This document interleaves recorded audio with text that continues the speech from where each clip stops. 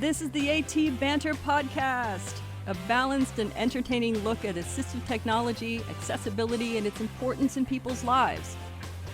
Join Rob Minot, Ryan Fleury, and Steve Barclay as they banter with people around the world about anything and everything about assistive technology and the disability community. Now, on with the show. Hey, and welcome to another episode of AT Banter. Banter. Sound does a pretty tired banter.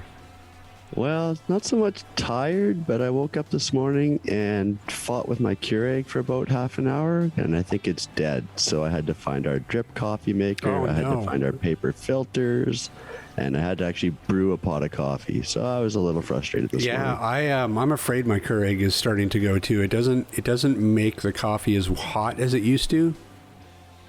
Have you done any cleaning or maintenance on it? Yeah. I've bought that scaling stuff before. Like, there's like a liquid that you pour it in and run it through a few times. I've done that a few times during its life, but we've had to replace one in the past as well. Yeah, I think you can get replacement parts and stuff, but why would you bother? You can buy them for $100 plus bucks. I don't know why you would ever bother pouring money into repairs on one. Yeah, which is terrible to say because I hate that we live in a disposable society where we just throw everything away immediately instead of trying to fix it and extend its life. But I mean, they don't make it make sense economically to do that. No. So that sounds terrible. When it's a coffee malfunction first thing in the morning, it's never a good start to the day. No. And like I said to Linda, tea wasn't going to cut it. And there was no way I could get through the day at least without a cup of coffee. Tea. So yeah, tea's definitely not going to cut it in the mornings. Forget that. No. All right. Well, then I'm not going to bother asking how you are because clearly I'm okay now. I've had one cup. Okay, good. Hey, before we get too far into things, let's tell the fine folks what we're doing today. Today we are talking with Christine Malec and JJ Hunt from a podcast called Talk Description to Me. Yeah, I'm excited about this. These guys are doing some really interesting stuff, really innovative, which in terms of audio description. So give people a little bit of a rundown of what they're doing over there.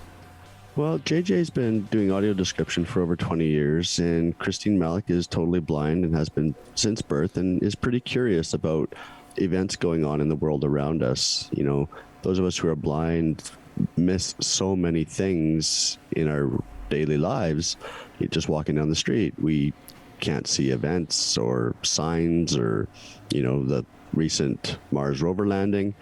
And what JJ and Christine are doing is describing world events, current trends. Yeah, it's just giving us those of us who are blind or visually impaired, more description of the world around us and the events that are taking place. Yeah, and they're not only doing like stuff like big news events and stuff, but they're also a lot of pop culture references that are so visual that a lot of people don't pick up on. Well, and, like I've mentioned before, when I watch the news or an event happening on TV, it's just a lot of noise, right? And the announcers aren't describing the scene necessarily in a way that's going to make sense to me. And so they're taking kind of a bit of a deeper dive or a different angle at it and filling in the gaps. Yeah. I'm really looking forward to talking to them a bit later. Hey, so, I want to talk, too, about last week's show, that 80s show. That was a lot of fun, eh? Yeah, it was an interesting look back and hearing a little bit about each person's interests or hobbies. Yeah, it was shocking. Some shocking revelations came out of that show, I'm telling you. But it's funny. I was doing the edit, and I was just realizing, man, we could have talked for another 2 hours. There was so much that I was just like, I should have talked about this show or that movie, or there was just so much there. But it also made me wonder, like, I don't know, is that just because those are our formative years? those childhood/teenage years that you're growing up, everything is new and everything is just so interesting? Or was it really just a really interesting decade? Well, I think it's the former. It's the generation or the decade we grew up in and, had involvement in. Like you say, it was our formative years. If you talk to somebody who would have been our age in the 60s, those young teen to teenage years, they would have been talking about Woodstock and tie-dye shirts, and they would have been talking about the music of the day and, some of the shows that were on that meant something to them. So I think every generation has their time, right? Yeah. I guess so. It would be actually interesting. I think we should do the 90s next year. I think that would be an interesting conversation. 90s, or we just pick 60s, 70s. The 50s were a big year for music as well. A big decade for music. Yeah, I mean, I guess the difference between that is that we wouldn't have a personal connection with the farther back we go. We could certainly talk about it conceptually, but we wouldn't really have that. Which it'd be interesting. I don't know. We'll have to figure out what we're going to do next year for Retro Day. But it's funny, now we have another special episode out of the year where we're gonna be self-indulgent and just talk about whatever the hell we want to, because it's our podcast, damn it. It's different, right? It's something new, so it's something unexpected, so it can't be bad. Now, if you don't like it, tune out. Just for an episode, though. Come back for the next episode. Don't just stop it, Ryan. We need all the listeners we can get. That's right. We don't need you listeners. We're doing the show anyway. That's right.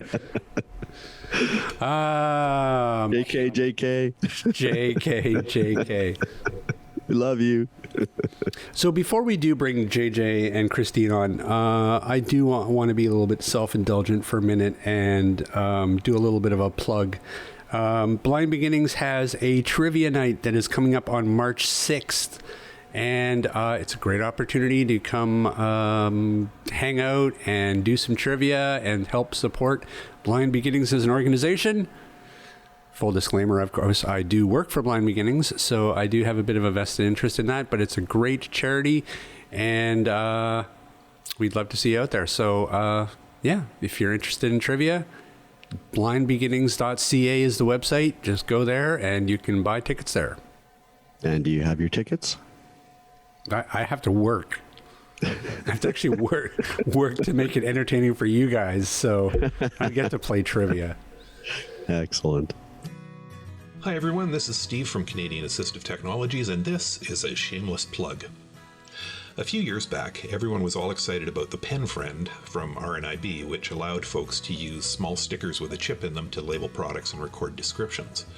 We are pleased to be Canada's distributor of Way Around products, which do the same thing, but utilize a cell phone as the reader. There are a variety of available tags, from simple stickers to clothing buttons, magnets, clips. There's something to label almost everything.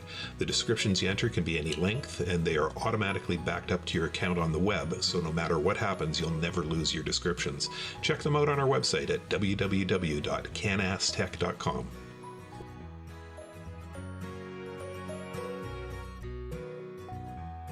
Joining us now are Christine Malec and JJ Hunt from Talk Description to Me. Thank you so much, Chris and JJ, for joining us this morning. I've been wanting to get you guys on for a little while. You guys have most recently launched a new venture called Talk Description to Me.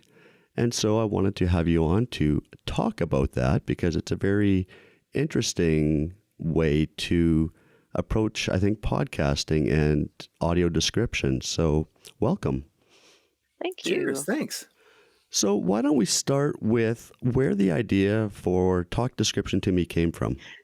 It was maybe in the late spring, I would say, of 2020, and the pandemic was well underway. And I run a few programs, one with the CNIB and one with the AMI, and I wanted to talk with JJ about the look of the pandemic, because it's so bizarre. I mean, we're used to it now, but in the beginning, the ideas were just so strange. Empty streets, people in masks, closed stores. And so I asked if JJ would be willing to spend some time being sort of interviewed or discussing with me publicly those visuals, and we did that, and it was well received, and we both felt really good about what we had done there, and we both had an interest in podcasting and in doing something new. And we've been friends for years and have lots of laughs, and it's very easy for us to get along and work together and have fun. And so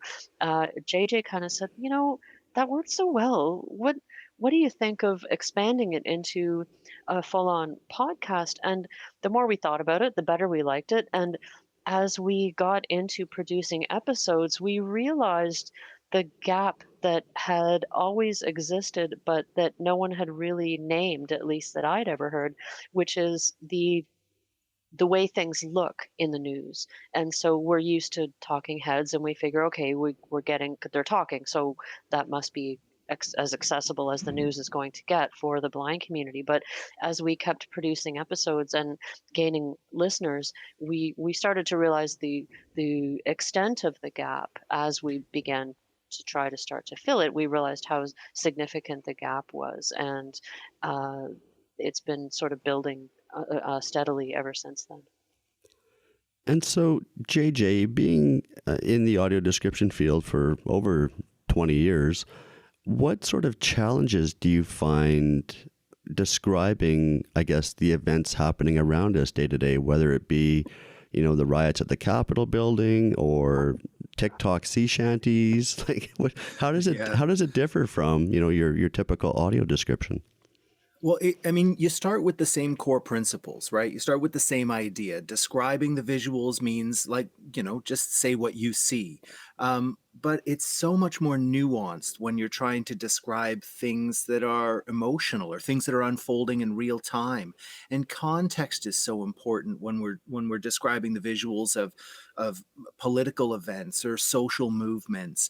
And so trying to find ways to bring that context into the conversation while still sticking to the basic principle of I'm not the one who should be judging these situations. I should just be interpreting the visuals, passing that along so that the listener can make decisions on their own. And so, trying to find the balance there, trying to make sure that we are placing the descriptions in context and using the benefits of having a podcast and not trying to describe over top of an existing soundtrack where your time is really constrained, and trying to take advantage of a bit of that, have the conversation between Christine and I, making sure that I'm listening to Christine. Like, these are huge elements of the podcast description that are kind of different from describing a movie or TV show or even a piece of art in a gallery. It's a smaller, tighter, more focused, accessibility based thing. And the podcast starts there and builds on it, and it grows. And that's, we're still finding our paths and still finding new ways to adapt audio description, to have description rich conversations. It's a fantastic challenge. I'm really enjoying it. So where do you guys sort of get your inspiration in terms of what you talk about on any given week? Is it community driven, or do you just sort of whatever's been happening with you guys during the week? It's kind of both of those, plus what's going on in the world in a given week. So we have active Twitter and Facebook presences, and we invite people to give us feedback about things they want described. And several of our episodes come from requests from listeners. We definitely always have our eye on the news, and for things that are current, but also things where description is really wanted or needed. So some events just sort of tell themselves, whereas others have very distinct visuals that are being widely circulated and shared over social media, and that our listeners, including me, are going to be left out of if there's no description. And then sometimes we just do follow our own interests. And I'm constantly tweeting at JJ, "Hey, have you seen this? Ooh, how about that?" And so it's things like from National Geographic or NASA or different Twitter feeds that I follow where I read something, go, oh my God, that's pretty cool. So I'll tweet at him and say, hey, check this out. And sometimes those turn into episodes. And then sometimes we look ahead in the calendar and say, like this week, for example, our upcoming episode is on the Spring Festival, the Chinese New Year, because that's on the calendar. It's coming up. So when we know there's an event coming up in the world that could bear some description, then we look ahead in that way too. So it's a really nice mix. We don't feel constrained to cover topics in a certain way or a certain range of topics. We feel quite free to take suggestions and ideas from lots of different places. Yeah, and we try and create a balance, like there are some very heavy news items that require some description, some important videos, and, whether they're events that are unfolding on social media, like with the mob attack on the Capitol building. That's something that was extremely, it was obviously of the moment, but it was very visual because people were posting those videos in real time. So we wanted to get in, we needed to describe that. But then there are also fun things that are happening in the same type of way, like the sea shanties on TikTok.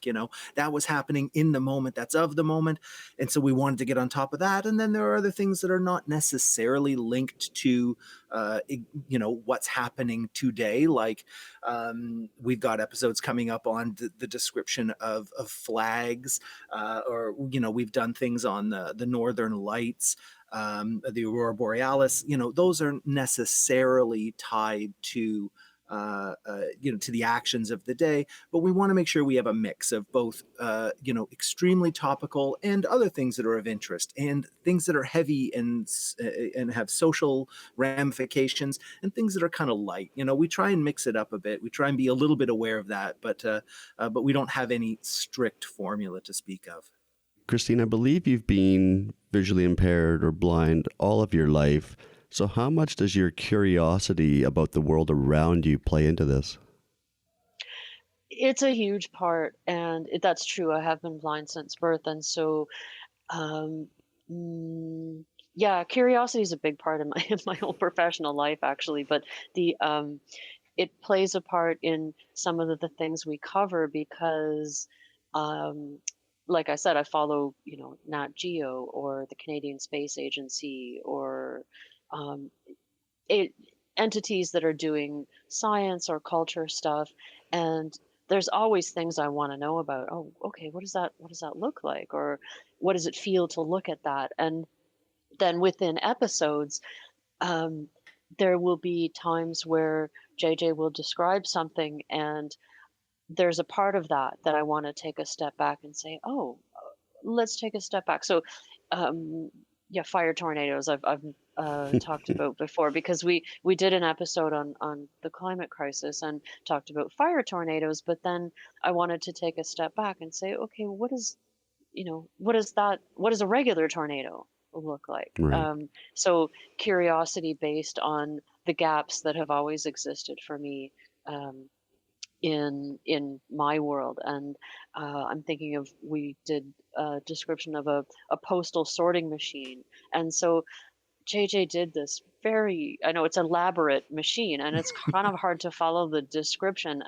but I was curious about what does it feel like to just watch it? And there's often things like that where I want to know, ASL. So we talked about ASL, and I had many questions still about ASL, which is a fascinating topic. But again, I wanted to know, so what's it like to watch it? Is it kind of, I imagine it's mesmerizing to watch. Is that true? And JJ will confirm, yeah, it's really hypnotic to watch it, and other people the same. So my curiosity is about what things look like, but also what does it feel like to look at them? And that's really, as a describer, so freeing. It's a little bit, makes me a little bit nervous sometimes when Christine asks those questions, because my describer training tells me don't talk about how I feel. It's not about me, right? Description is about other people receiving information. So it's not normally about how I feel about a situation or how I feel about a visual. But getting that information, we're learning how important that is to our listeners, right? To have that sense of what does it feel like? How does that, how does, how does your body respond to that? When you're in these visual situations. So it's exciting to do that as a describer. A little nerve wracking, but very fun. Yeah, that is really interesting because, and I could see that how it would be very freeing because it seems to me that, in a way, Christina is sort of the voice of the audience, Yeah. Yeah. and with you being able to sort of free yourself from normal audio description and to be able to talk about how you're personally reacting to something I think that adds another layer to this that you wouldn't get out of normal audio description. I think it would be really valuable, and I think that would the whole podcast format I think really plays into that. Yeah, I think you're right. Having the opportunity to do this, having the time to do it, and frankly, people can tune in or not, right? Like if it's an episode that they're not that into, they're not missing out on an episode in a series in a TV show that they it doesn't have to work for everyone all the time, and that's great. That's totally cool. As the describer, as you say, Christine is acting as the voice of the audience often, right? And so I generally try and wait for her to inquire. And when Christine asks about those, how it feels, then I'm willing to step in because I feel like I've had an invitation to do so. I've been told that it's important for this conversation to talk about that, so I will talk about that. But it's amazing that different people who have a different relationship to visual memory, who have different experiences being blind or low vision, or being fully sighted. Different people are finding different ways to use the show and to use the description and to participate in our conversations that Christine and I are having. And so sometimes the emotional content is important to them. Sometimes the pure description is what's really key. And we want to make sure that we're putting all of that forward so that the community who's listening can take and find what they need from it. It seems to me that the other really important aspect of this, though, is that you guys are driving the conversation about audio description forward. Yeah, I've always loved that about JJ, that he's always kind of peering around the edges of conventional audio description. And so the way we met was when JJ was doing described walks in Toronto. And so this would be sort of like a touristy kind of, let's walk around a neighborhood and we'll talk about the history, but along with really well researched talking about the places, JJ would give audio description geared for a blind and low vision audience. And this was super innovative, and I'd never heard of it being done before. And so I think the whole industry is kind of shifting this way and thinking more creatively and more broadly about audio description and where and how we can look for it and expect it. And I think it's Roy Samuelson who says that he wants us to be audio description snobs. And so the meaning there is that it used to be that we'd just be so abjectly grateful to have any audio description on anything, and now it's become more mainstream, and we expect to have audio description, and then we expect to have really good audio description. Yes. So it's part of an evolving industry where things are changing in many different directions. But I feel like JJ has really been an innovator in thinking outside of the boundaries of what's normally done, and what else can we do that hasn't been done yet. Yeah. I remember years ago, I had the opportunity to describe the Para-Pan Am and the Pan Am Games when they came to Toronto. And I described goalball, one of the sports, and I also described the opening and closing ceremonies in venue. So this wasn't broadcast on TV or anything. This was for guests who were at the Sky Dome, watching the opening ceremonies. We had headsets set up, and there was a whole team of us doing audio description, and it was interpreted into 4 different languages. It was wild. It was a great, it was an amazing evening. It was an amazing event, and trying to describe all of the entire scene, the fireworks, the crowd, the ceremony, the dancing, the lights. It was just massive. And I remember when it was done, I was wired, right? Like, to describe an event like that, I feel like I'm dilated. My eyes are dilated. My mind is dilated. I'm just absorbing everything, trying to process it quickly and come out with a stream of descriptive information that is cohesive in some way. So when I left the event, I'm walking around downtown Toronto, it's night, and I'm wired. There's no way I'm going home and going to bed. And I'm walking around the city thinking with the same dilated mind, right? And I'm looking at like a bunch of guys getting hot dogs from a hot dog cart, and I think I could describe that. And then there's an all-night noodle place in Chinatown, and people are standing in the windows eating their noodles. I'm thinking I could describe that. And I just walked around the city thinking I could describe that.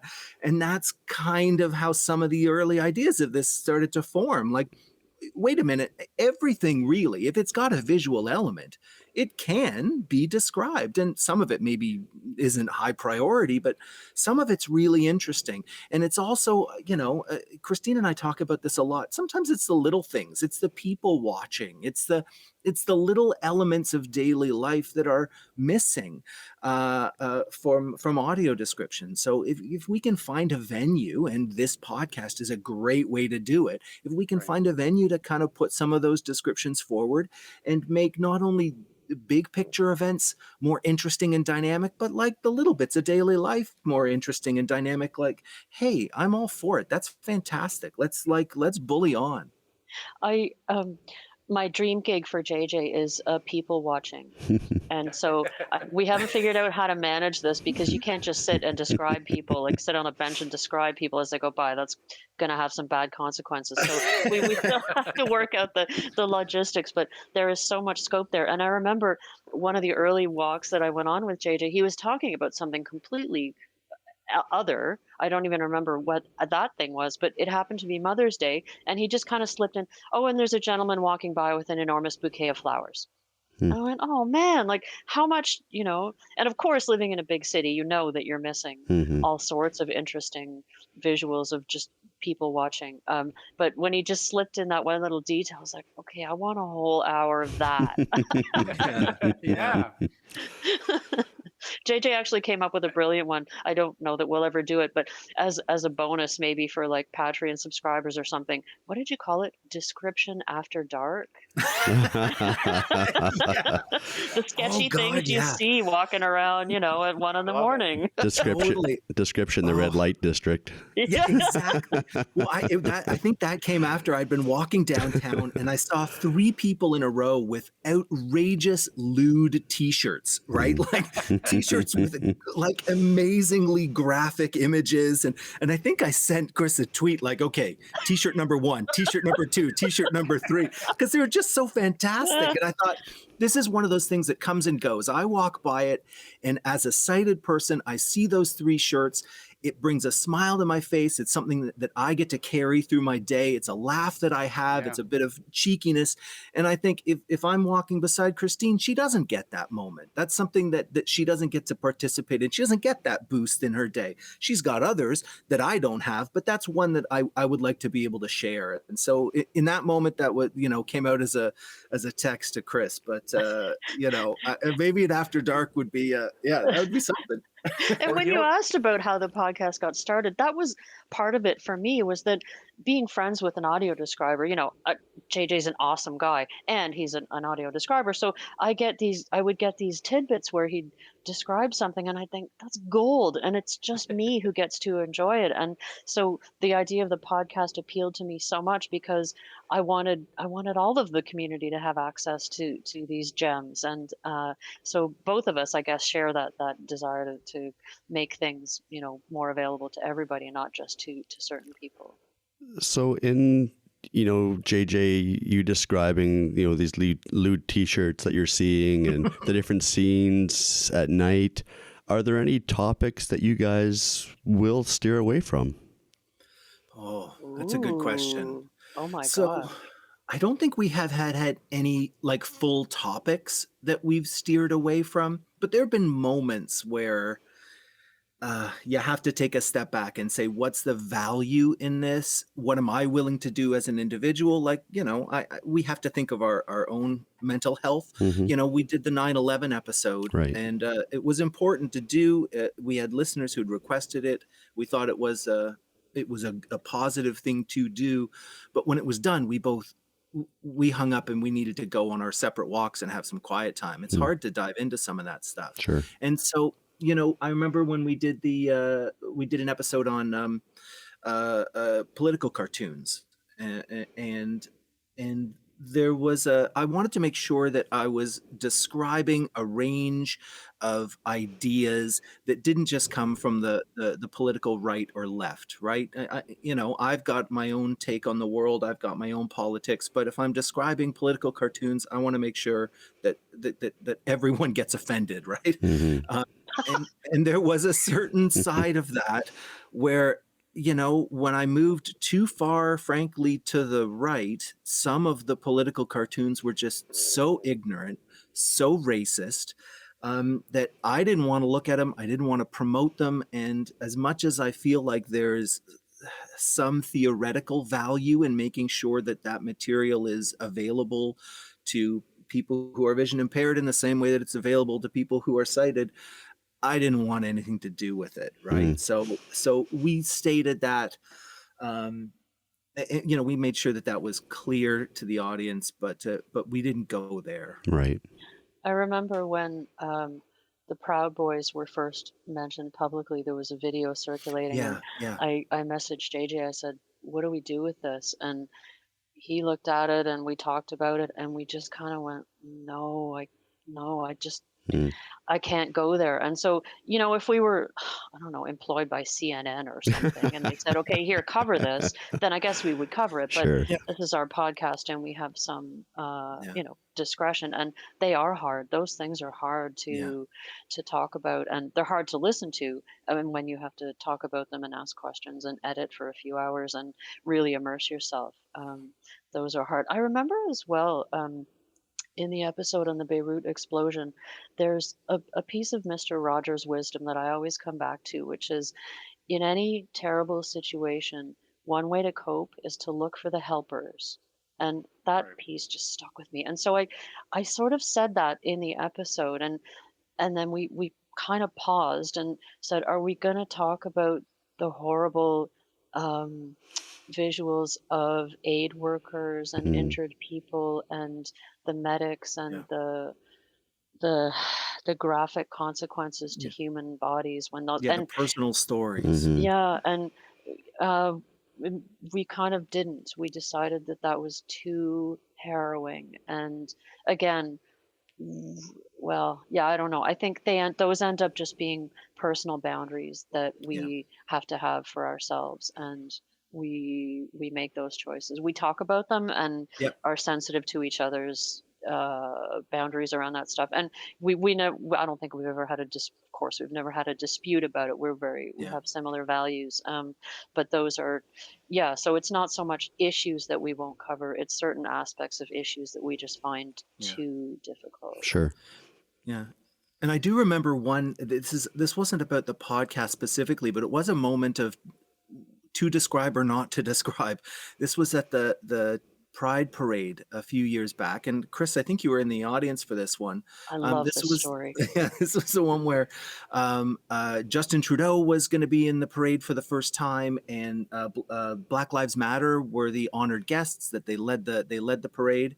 And so we have a description tent, an accessibility tent that's right right up on the parade route, so I can be up close, and I'm leaning over, and I've got a microphone with speakers. So it's being broadcast locally through speakers, so lots of people can hear the description of whatever's passing by. And so the Black Lives Matter start the parade, and it's really powerful. Men and women in high heels and wearing all blacks, like stone cold expressions, fists in the air, really, really proud. And that's how the parade begins. They march down the street. And then just a few minutes after that, the parade kind of grinds to a halt. Everything stops. And, I describe what's going on around us, and, the people leaning off of balconies, and, I think it was Dykes on Bikes were there, and they were kind of a little bit of playfulness there. So I described all that. But after a while, it's like, nothing's going on. Why is the parade stopped?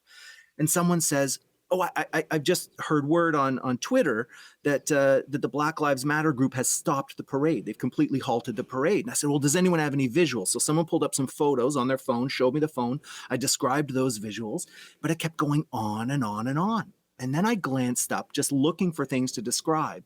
And I saw on the tops of the buildings all around us were members of the SWAT team peeking over the edge. And I'm like, oh my God, they've got snipers on the rooftops of these buildings. And I thought to myself, now I'm describing everything I see. I'm actively looking for interesting things. As a sighted person, I can see that. But I got a microphone. Am I really going to yell fire in a crowded theater? Am I really going to say there are snipers on the rooftops, right? Jeez. And it was the first time that I'd ever had this experience. And I thought, you know what, if the description users had personal headsets and there were only a half dozen, maybe I would have said, folks, nothing alarming going on, but here's what I'm seeing. I might have done that. But with speakers facing the crowd, there's no way I could, say there are snipers on the rooftops. That would be madness. So and I remember talking to Christine about that afterwards. Like, dude, here's something I didn't say. Like that story haunts me. It just haunts me for so many reasons. And I think, like, if there's such a thing as audio describer school, you should lead with that. That's the classic dilemma. Ooh, it's a wild one. Yeah. So on that note, like I'm curious, JJ, just about the audio describer mindset, and after you've been trained, I don't know, do you spend your day, do you just kind of walk around and do you, like, in your head, do you just kind of practice? Like, just describe everything as you're walking through your living room to yourself? I do, for better and worse, when I first started, I was having a hard time watching TV or movies on my own, because I started with describing movies and TV, and I'd be watching a TV show and flipping through everything in my head. How would I describe that? How would I describe that? I was like, oh my God, this is just a Three's Company rerun. You don't have to do this to yourself. Like, tone it down, buddy. And, and then when I started getting into the walks, it was exactly the same, right? Like, I'd go around and everything I'd see around me is like that. And I do a fair bit of traveling when I can, when the universe allows that to happen. And one of the things I'd really like to do is get into the audio description of travel and audio describing different scenes. Like I was in Morocco, going through the bazaars and going through the markets, and I was thinking, oh my God, this is a fairly inaccessible space. It is so packed, it's so chaotic. I mean, the smells are fantastic, the sounds are wonderful, but it's a very, very tight space. It's an awkward position to be in. And I remember thinking, this would be a great opportunity to do some kind of live description walk that was broadcast and just talk about the sights and to discuss the smells and making sure that all those other senses are discussed as well. Because you're absolutely right. I can't turn it off sometimes. It's just always going. My poor family. Oh my God. You want to know how to really discombobulate JJ though? Ask him to describe you. He hates that. The worst. It's the worst. The only time I ever had fun doing that was at that Pride Parade when Justin Trudeau walked by, because I got to describe the Prime Minister while the Prime Minister was in earshot. So that was pretty good. But otherwise, it's like torturous. No, don't make me describe you. I found this out because we're doing an interview once. I think it was maybe our very first, and I said, completely not thinking it through. And what I meant was not physical. It was, but I said, "Oh, wouldn't it be fun if we introduced each other?" And Jay's like, I thought he was going to leave the whole enterprise right there. And I thought, well, what's wrong with this idea? And I only meant career and professional wise, but he's Yeah. got such I totally get it. Once I thought it through, I'm like, oh yeah, who would want to do that? Oh my God. That's like, Yeah. no. It's like the equivalent of you meet a doctor and you're like, hey doctor, does this mole look healthy to you? Yeah. We're at a cocktail party. Like, do I really have to look at your mole? We've been real advocates for audio description for a while, and I think that after talking to you guys, I can see that there's sort of a few different prongs here that I think is a natural progression. Yeah. On the one hand, we have to really push that audio description is just there. Like we need to really fight the battle to get audio description, ubiquitous. Mm-hmm. But then there's also sort of the prong of, but it also needs to be good. Yeah. Because we've all heard bad audio description.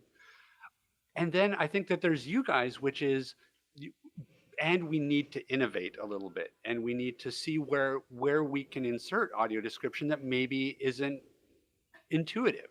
Yeah. And I think back to even like say ASL, like you see all those videos of ASL people on the stage with rappers and at music concerts who are adding that extra layer for people who are deaf or hard of hearing at these concerts, which is great. That's innovation.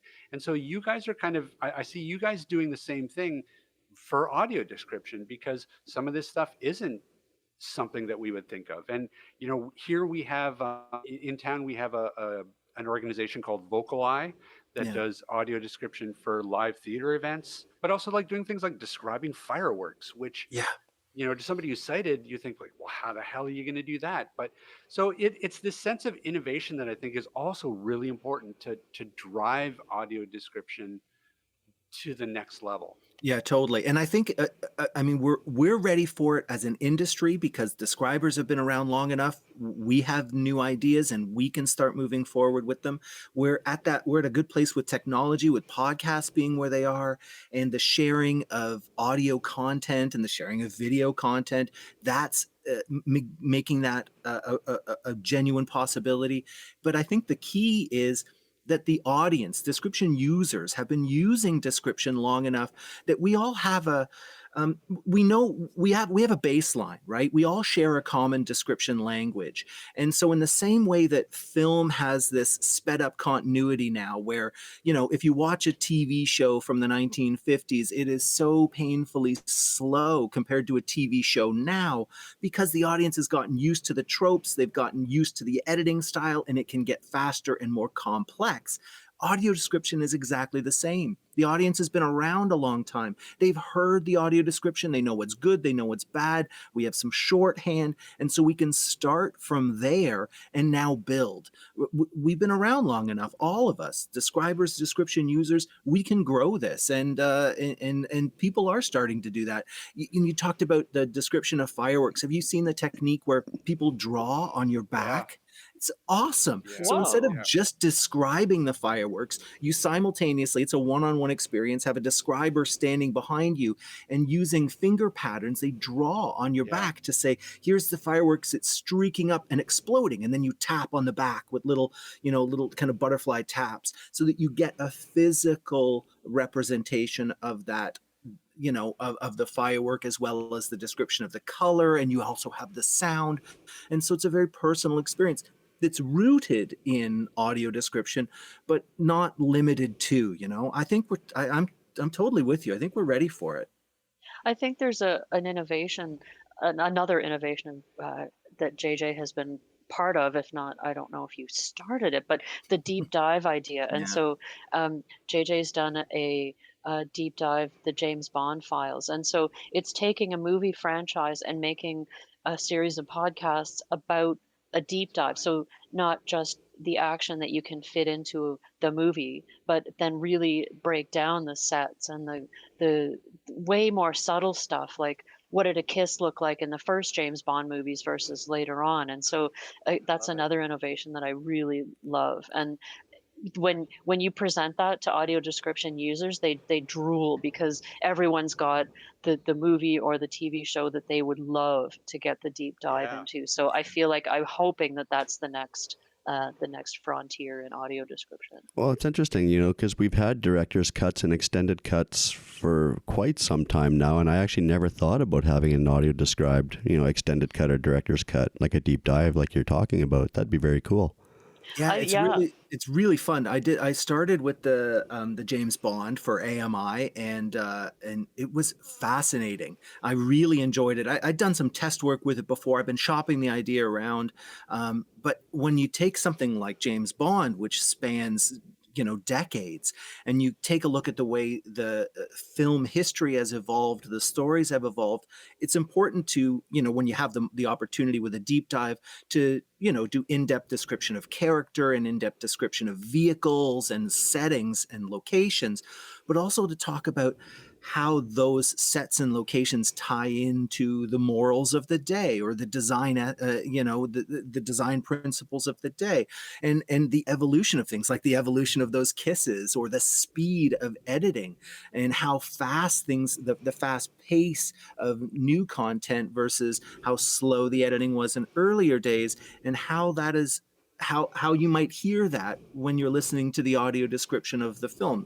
These are companion pieces, and I really enjoyed doing that first deep dive series. I'm currently shopping it around to find a good home for it, because, as Chris says, like, there are how many different franchises, different TV shows, Game of Thrones, The Crown, like anything can get this kind of deep dive treatment, and there's stuff to talk about. If you put the right goggles on as a describer, there's a lot to talk about here. So I'm just looking for a home for it. So I guess I can't let you guys get away without asking you a little bit about the industry itself, because I'm always curious to know. Are we seeing growth right now? Are there more schools? Are there more people entering into the field of audio description? What's going on out there? So there's a lot more audio description. I think many different jurisdictions have increased quotas, right? Canada, the US, Australia now has minimum numbers of hours of description that are required for major broadcasters every week or month or whatever. It's different from place to place. That's fantastic. I'm totally with you guys. Like, describe everything as the base. That's the starting point. Everything should be described, and we're getting closer and closer to that. That's great. There are a couple of different outfits that do training, like of the practical sort, training for entry-level audio describers, and that's fantastic. Those describers are filling the roles of, describing for TV networks, and there's some movie description in theater. The pickup on that hasn't been 100% from the theater standpoint, but it's really good for streaming services. There's some fights, that still need to be had with some of the streaming services, but others are very, very good at producing a lot of description and pretty high quality description. And there's now audio description is being taught in universities. You can take university courses on this, and there are people writing academic papers about description and thinking about it in an academic way, which is phenomenal. I mean, when I started 20 years ago, I literally rode my bicycle to the studio and picked up a videotape that was like description and totally cheesy. That's how I taught myself, was like on a videotape. So we have come an awfully long way, and that's all good. And I think if we can keep that up, the other thing that I'm loving seeing that is gaining a lot of traction is the idea that audio description isn't just something that sighted people do for blind people. That we've kind of gotten too far in that direction. And part of it's by necessity, right? Like, we are describing, we have to be able to see. So therefore it's done by sighted people for the benefit of people who are vision impaired.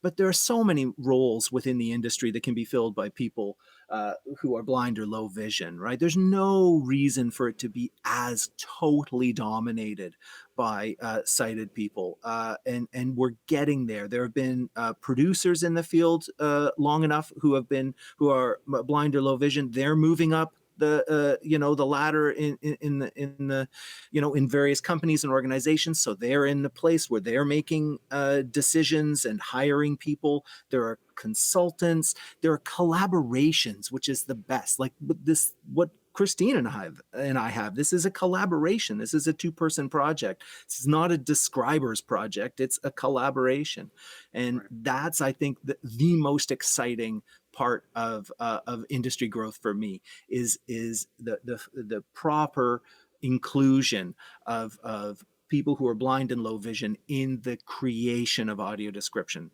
That's the best thing for me. Well, hey, listen, guys, we want to thank you so much for taking the time out and talking to us today. I absolutely love the podcast. It's called Talk Description to Me. Recommend everybody go check it out. We will include, of course, a link in the show notes. Where else can people find you guys? Anything else to plug? Our website is talkdescriptiontome.com. Our email address is talkdescriptiontome@gmail.com. We are on Twitter at talkdescription, and we have a Facebook page with a very complicated URL. So if you just did talk description to me in a Facebook search, our Facebook page will come up. So we love social media interaction, and we love replying to people and having conversations. So feel free to follow us, ask questions, make comments. We love it all. Awesome. All right. Well, listen, thanks, guys, and let's do this again. Yay! Fantastic. Thank you. Cheers. It's been Thanks fun. for having us on, guys. All right. Thanks, guys. Take care. Wow. Yeah, that is so cool. So cool what they're doing. Yeah, they've done the Mars rover landing. They've done the storming of the Capitol building, sea shanties on TikTok. There's, I think, 38 episodes now that they've done. So definitely check them out. There's a lot of things there that, you may have had questions about when you heard about it on the news or whatever media you saw something on, and check them out because it's definitely filling in gaps to those of us who are blind and partially sighted that may be lacking information. I love it though. It makes me actually want to think about training to be an audio describer, because I really do think it's a growing field. It's an evolving field, and I think that there's going to be a big call for audio describers in the future, because I think this is all going to just continue to grow, and I think eventually take off, because I think that a lot of streaming services, a lot of even networks are really going to step up their audio description game and start doing a lot more than they're doing now. Yeah, and I really hope that the quality comes up with some companies. We know Descriptive Video Works does some pretty high quality audio description, and it's funny because I was watching TV the other day and noticed that my audio description was actually turned off, and so I went back into the menus and turned it on, and I forget what program I was watching. It was just like, oh, this is so annoying, and I turned it off. So it has to be well done. But yeah, you're right, there's definitely a growing industry with audio description, and so hopefully we'll keep the quality high, because it makes a big difference. Well, I just think it would be fun. Like, it would be a great skill to have, because can you imagine doing animation? And that'd be a hoot. I just think it would be great to see more podcasts like theirs. Because just think of all the stuff out there that you could be describing that's just fun. And I mean, it may seem innocuous to some people, but for people who are locked out of that content, it'd be great to have it. Like a whole episode of just like walking around and like describing different funny T-shirts that you see on a daily basis would be great. Yep. And more walking tours, museum tours, gallery tours. Memes, you could describe memes. Oh, great. Yeah, there's no shortage, that's for sure. And that way, all the blind and partially sighted people could lose brain cells along with the rest of us. I don't know if I'm actually missing too much. I kept hearing about Bernie and his mitts, but didn't really mean much to me. So That's true. That was pretty funny. Bernie in the mitts. Ooh, or describing CAD videos. There you go. That's a whole podcast. Maybe that's what I'll do. There you go. Interesting. Yeah. Hey, Ryan. Rob. Where can people find us? They can find us at atbanter.com. Hey, they can also drop us an email if they so desire. cowbell@atbanter.com. And we are on Facebook and Instagram and Twitter. And all that jazz. All right, well, I think then that is going to about do it for us this week. Thanks, everybody, for listening in. Big thanks to JJ and Christine. Make sure you check out their podcast, Talk Description to Me. And we will see everybody next week. Bye-bye. This podcast has been brought to you by Canadian Assistive Technology, providing low vision and blindness solutions across Canada. Find us online at www.canastech.com. That's CANASSTECH.com. Or call us toll free at 1-844-795-8324. For all your assistive technology servicing needs, call Chaos Technical Services at 778-847-6840 or find them online at chaostechnicalservices.com.